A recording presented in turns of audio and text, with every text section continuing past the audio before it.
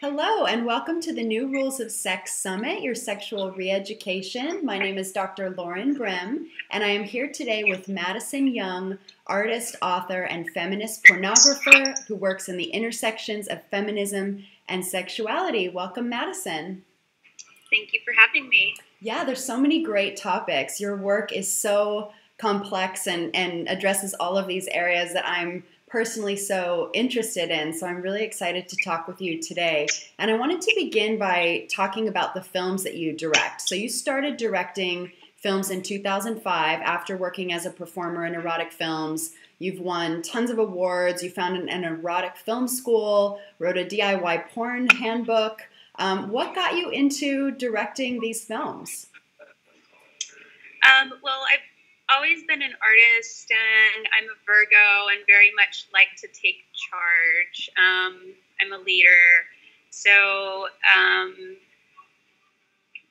really delving into art and being an artist was at the root of it. I went to school for theater, both performing arts high school and then on to college as a performing arts and theater major. And then I moved out to San Francisco for one of my internships, and during the internship started an art gallery, a feminist art gallery that promoted women and transgendered artists in San Francisco. Mm-hmm. And I needed other income to help support the feminist art gallery, and so I got involved in doing adult film. Mm-hmm. Many people in San Francisco were doing sex work by night and their art by day, and that was very much something that I was doing as well. It was a way for me to explore my own sexuality in a fun and safe and adventurous way, and it gave me wonderful material to make art about, and it helped me to fund a feminist sex revolution. So that is how I started performing, and then being in the adult film industry, I was like, I really want to see more representation of my authentic sexuality, mm-hmm. and have even more control over what is being made and what's being said. And I saw porn as a really powerful artistic medium and platform in which to create social change and to create art. Mm-hmm. I heard you in an interview talking about the importance of seeing real orgasms and seeing real communication and sexual experiences, and that the films that you direct incorporate this, and the way that you also perform in them incorporates that. Absolutely. And as a performer, I definitely saw my role as a collaborator, and not just as someone who was passive and performing in someone else's art, but bringing my perspective and my authentic sexuality and to the camera, mm-hmm. And bringing my feminist ethos as well into every production, whether it was in mainstream and in a film that was not, where the director was not necessarily coming from a feminist point of view, or mm-hmm. if I was working with feminist directors. And what brought out the feminist in you? And I've also heard you use the phrase sex positive. Where did you learn this language? Where did you get exposed to these ideas? Let's see, where did I first? I think I was raised by powerful women. My mom was a single mom. Her mom was a single mom. I was just around women who were powerful and got things done. And I guess probably around into college, when I was like maybe 17, I started taking classes in feminism, and in high school as well. I was really delving into feminism and art for social change. It was always something that I really wanted to do, not just create theater performance or art for entertainment value. I saw it as a really powerful modality to create social change and create political awareness. Yeah.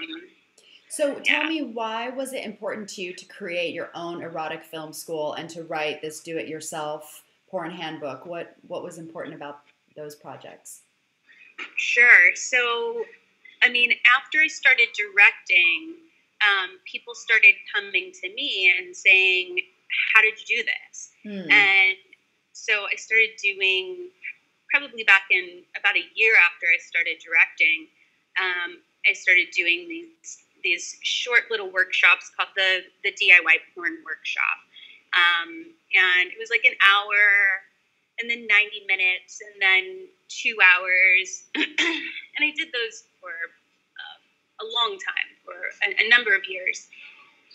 And then it just was never enough. Even doing like a 2-day workshop was not long enough, or a full day intensive was just not long enough. Like, people would have me come in and want to know, like, how do you make erotic films? And it's like, I've directed all these erotic films. I can't tell you in just a single hour how to do it.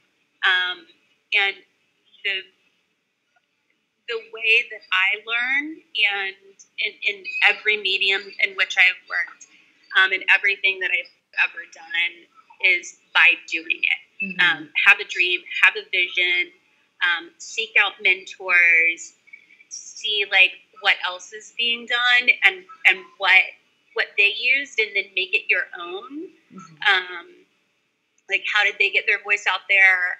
How do other artists get their voice out there? Do research and then jump in and do it. And you might fail the first time, and you just have to keep on doing it and learning through those experiences. So with erotic film school, it really gives enough time. I mean, even in the 3 days, we really pack it in. I bet.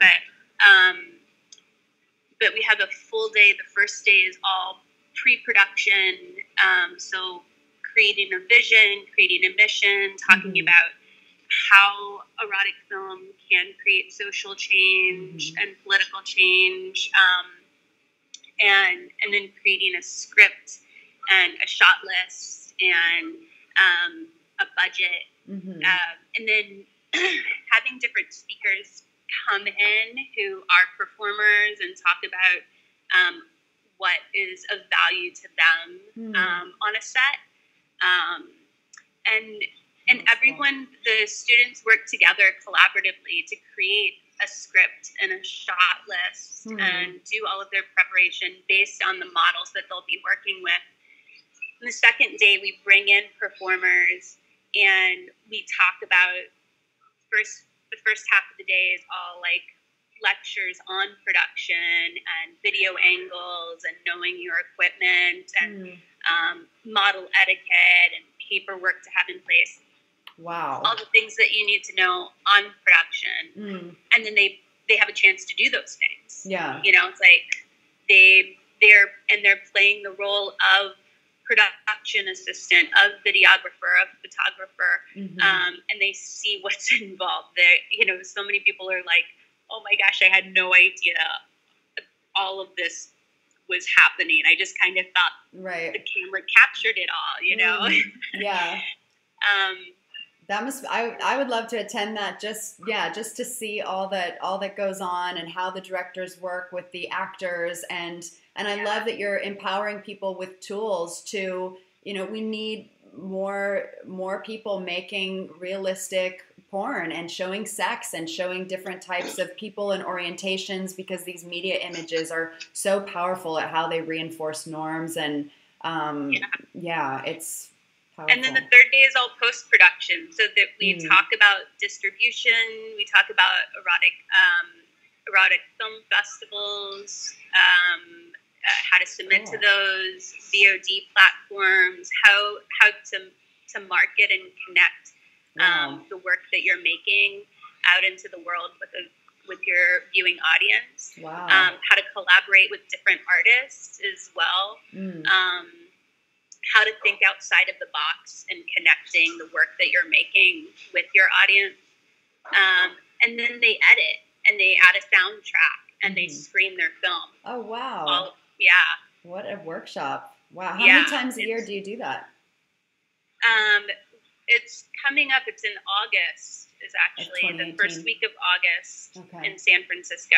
Cool. If you're interested, we have a couple spots available. Well, we have people from all over the world come in for it, so it's very cool. It sounds amazing. So how did you get into the kink and BDSM world? Because I know you're also famous as a bondage model and you speak a lot about sexual power dynamics. Can you speak to that?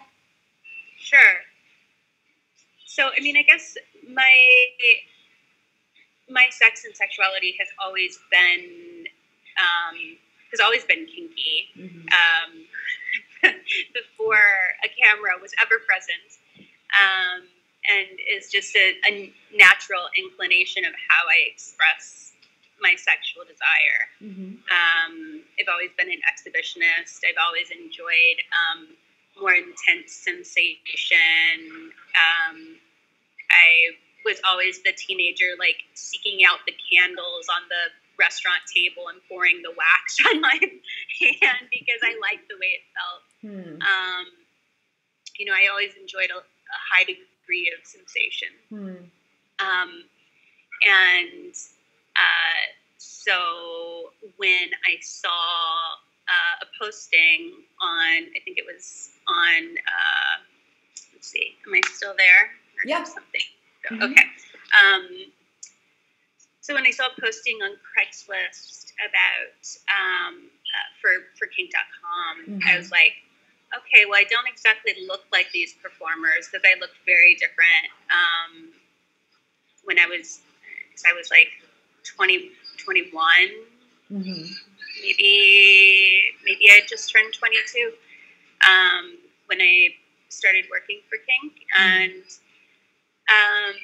most of the models, they looked very burlesque. They had big hair and big breasts and were very curvy and very womanly, and I was very punk and short and had short hair and piercings and but I was like, I'm tough. I can do this. I was like, if this is kind of like performance art. I can dig this. So I went in and I loved it. I just fell in love with it. I had been into kinky and rough sex before, but I had never really had a skilled person like whip me or use rope on me. And that amount of sensation just made me fly. It just sent me into a zen, transcendental, out of this world space. And I knew I wanted more, and I knew I wanted to go much deeper into that journey. And I think that for years prior, I had been doing yoga, and tantra just always made sense to me, and visualizations. So I think a lot of that came into play as well. I'm just going to plug in my phone. Sure. Is the battery? Yeah, get low. Yeah. So talk to me about sexual power dynamics, and you wrote a memoir called Daddy. I'd love to hear a little bit more about that and what you've learned about sexual power dynamics and sort of what people should know about it. Sure. So there are different parts of we all have different parts of our brain. We have different parts psychologically of our mental landscape, right? We have assertive parts, and we have parts that are more submissive. We have the mothering self, the parenting self, the child self, the more animal self. These are all parts of our psychological landscape that exist. And as children, we naturally play and exercise all of these different parts of our psychological landscape, as we're developing our identity, right? That's why children love pretend, they love play, they love creating worlds and stepping into those worlds and becoming different people and and getting to be these different people and having a place of surrender. And I think that in our adult life, we are often lacking in that safe container to step in and to surrender and to play with those different parts of ourselves. And I think that that's what power play is having safe space in order to do that. Yeah, I love that word play from the kink world, that because we have, like you said, we have that as children, and the ability to play and express and act out these different parts of ourselves. And then as adults, it's like, where is that outlet? And kink really provides that. And what has particularly the daddy role been for you in your life? What has that meant for you, and why was it the title of your memoir? Yeah, so I mean, in the memoir itself, it really looks at the father figure and at the daddy role, not just in a kinky BDSM sense, but also like what is that role of the daddy? What is the role of the father figure? And it's also kind of this place of the hero, right? We put a hero up on a pedestal. They have no flaws. They're there to hold you, to protect you, to keep you safe. It is so, you know, it really examines that as well, like the hero figure. And in the end, we discover that, you know, we're all flawed. We're all human. And that we love each other through all of these flaws.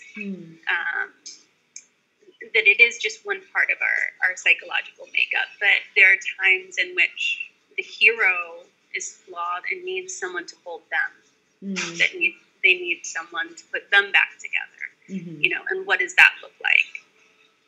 Is what the memoir itself delves into. I see.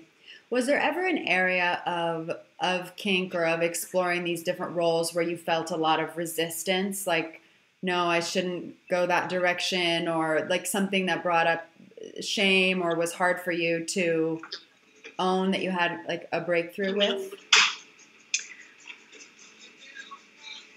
Yeah, I mean, I've done a lot of exploration, so I feel like there have been things that if they have come up and didn't feel good, like that's why you have safe words and why you're able to have open communication with the person that you are playing with, that you're doing a scene with, or whether it's on camera or off camera. So, I mean, there have been things that don't resonate so well with me. Words that I don't enjoy, like on my no list is bitch.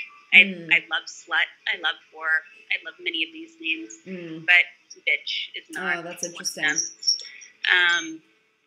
Sorry, someone keeps on texting me. I'm like trying to get rid of it. It's okay. Yeah, no, I think that's one of the really important aspects of kink and just sex in general, is recognizing that there are going to be things that really turn you on and other things that don't, and some things that didn't turn you on in the past, but a partner is so turned on by them that you discover a love for it, and you know, parts that you think things can change. Totally. Yeah, I think it's fascinating.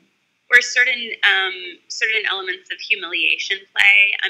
I'm not so into, like, I feel very empowered in my scenes and in connecting with people through kink and BDSM. So for me, humiliation is not like something that I enjoy. For some people, it's like something they totally love. But also some of the things that make me feel very empowered, people would consider like humiliation play. Like I love puppy play, or some of the positions that I might be in might be feel humiliating for some people, but feel empowering for me. Mm-hmm. So yeah, I think it's different for different people. Yeah. And have you found any aspect of your play to be particularly healing, like in relationship to your father or your upbringing or some aspect of yourself? Huh.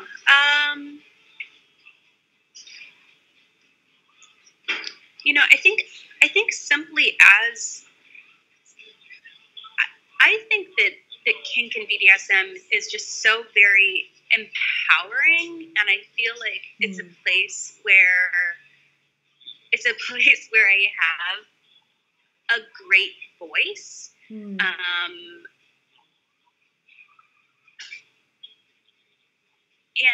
Which I think is interesting, because I think many people, when they think about submission, they think of someone who's weak or that your voice is being lowered. But I feel it's actually a place where there's so much more communication, and my desires and my wants are being honored in this totally other way and celebrated. Mm-hmm. So I feel like that's really healing, just even as a woman, because I feel like also consent is so very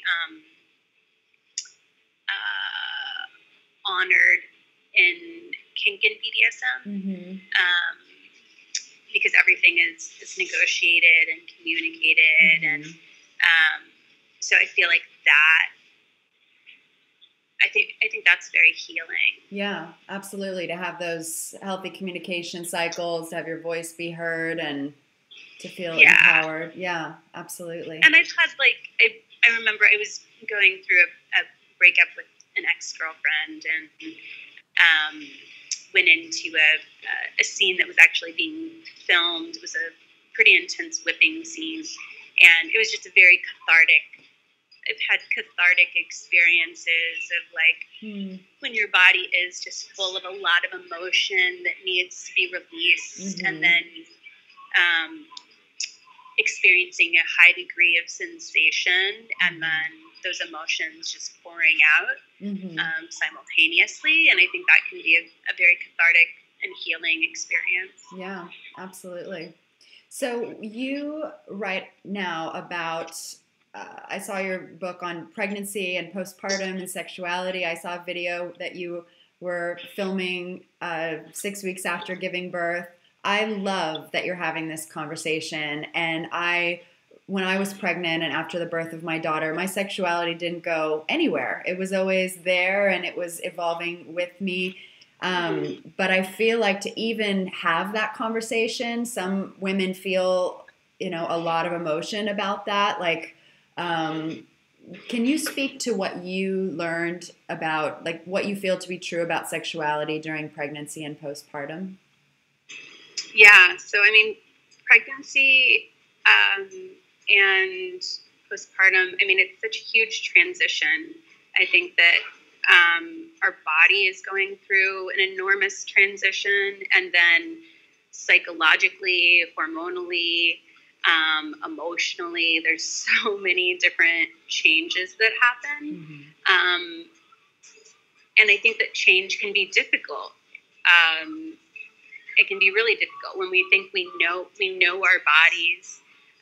We know what we like. We know what we desire. We know what touch feels good. And then all of a sudden we become pregnant, and we're getting different signals. Sometimes we're getting different signals like every 5 minutes or every 30 seconds. Like, it can change pretty rapidly of, like, please touch my hair. Don't you dare touch my hair. Like, it feels good to have a hand on my shoulder. Don't touch my shoulders. Like, things changing pretty rapidly of what we thought we knew about ourselves and our bodies and our sexuality changing at a rapid rate. And I know for me, the first time I have two little ones, and the first time that I was pregnant, that it was, the scary thing about it was thinking, is this forever? That was the most terrifying thing, is this something I'm changing into forever? There were moments during my first pregnancy where I didn't like as intense of sensation anymore. Softer sensation felt really good. Mm-hmm. Things that would be perceived more as like a sensual touch felt really good. Mm-hmm. And for me, I had a very like tough girl attitude of like, oh my God, no, like what's going on to my body? But then I learned, it was like, this is an ebb and flow. And surrendering, a new type of surrender to that. So I think being in the moment, it really forces you to like be in the moment and assess where you are in yourself and in your body and in your emotions and what's nurturing for you in that moment. And knowing that your body just continues to change, even into postpartum. Just because you're not carrying the baby anymore doesn't mean that your body's not going through a lot of changes. And I know for me as well, and for many of the mothers that I've talked to, also a self-acceptance of like, my body looks different. And sometimes that can feel one way when we're carrying a child, but then after that, we're like, why do I still look pregnant? Or my breasts are two different sizes, or like, you know, I'm leaking. Like how we develop a healthy relationship with our body again in postpartum. And I think, again, it comes back down to that moment of like, I love my breasts and I love my belly and I love my thighs and my vulva just as they are right now in this moment. Not like how they will be after I work out for 6 months, but like how I feel right now. And did you find that having sex, both, you know, pregnant and postpartum, during all these changes in your body and your identity, that was very healing and helpful for you? I mean, I think intimacy and intimate connection during that time is key. And it doesn't even have to be with other people. It can be with yourself. I think having first a healthy relationship with our own body is super key. And I think that, I mean, so how you're feeling and what you're wanting and the type of touch that's nourishing for each pregnancy. Both of my pregnancies were totally different to what my body wanted, how my vagina was feeling, you know, what kind of intimacy and touch felt good and nourishing. And I think acknowledging that is very powerful. And just keeping that relationship with yourself. That's the key. And then also finding, if you have a partner, like keeping that communication going with your partner and some kind of physical touch going with them. It doesn't have to be necessarily sexual. It can be hand holding. It could be cuddling. It can be making out. In my book, there's one couple that talks about like how they weren't able to have penetration after a certain point in the pregnancy, and how incredible making out became orgasmic between her and her partner, because they had never had that situation. So why go further than this? So like, why do you think a book like that, I think you call it the Ultimate Guide to Sex Through Pregnancy and Motherhood, why do you think the world, like, why do we need this book? Well, for me, when I was pregnant the first time around, there wasn't a book like it. I looked at many, many different books, and they were all coming from a very heteronormative lens. So it didn't. There was like one book that was specifically like lesbian sex during pregnancy, which didn't fit me. And then there was, sorry. Okay, no worries. Just flip your video back on. Where did we go? There you go. Am I there? Oh, no, press it again. No? No, it's not. Okay. There you go. Okay. Weird. It didn't know, like a half screen. Okay. All right. I'll just try to focus on you. It's okay. So you were Someone saying there keeps was a testing lesbian me. book that didn't fit you, and like there aren't. I mean, nobody really writes and speaks to the needs of the pregnant woman. They sort of say like, "Oh, you might have sex," but there's a really big narrative that says your sexuality is going to go away for a very long time. And Yes, and there was nothing also that addressed just like a diverse range of different types of sexuality. So like queer sexuality, people who use sex toys, people who are into kink, people who have multiple partners. Like, so this book has all of that. It has representation of people of all orientations, people who enjoy sex toys, like people from the kink community, also people who are poly, and how they negotiated that during pregnancy and into postpartum. So cool. I think those are important perspectives to have. Yeah, absolutely. Yeah, I want to check out your book. I also wrote about my partners and my sex life while I was pregnant in my second book, The New American Family, and was sort of looking to other people to be having this conversation to and you know, it was hard to find. So when I found your work, I was so excited, like, oh my gosh, a feminist filmmaker and an author and writing about all of these things that I'm so passionate about. So I'm a huge fan of your work. And where can people find you and buy your books and sign up for your things? That's a great question. Well, your books are on Amazon, but do you have a website? Yes, they can get my books on Amazon. I have a website, madisonyoung.org. It's just currently down. I need to go into my GoDaddy and fix a little bug that I haven't. I just got back from tour, so it's been, been a minute. The pieces back together. But a lot of my focus has also been on my one-woman show, Reveal All, Fear Nothing, which they can check out at revealallfearnothing.com. Cool. But probably if you go to madisonyoung.org, it will be back up. Okay. I'm also on all the Instagram and Twitters and all that jazz. Cool. Awesome. Well, thank you, Madison, for your time today and for speaking to all of these, you know, so often taboo subjects and just making them so real and accessible. And yeah, thank you everyone for joining us, and I look forward to seeing you at the next interview. So, bye. All right. Thank you so much. Bye. Bye. Thanks.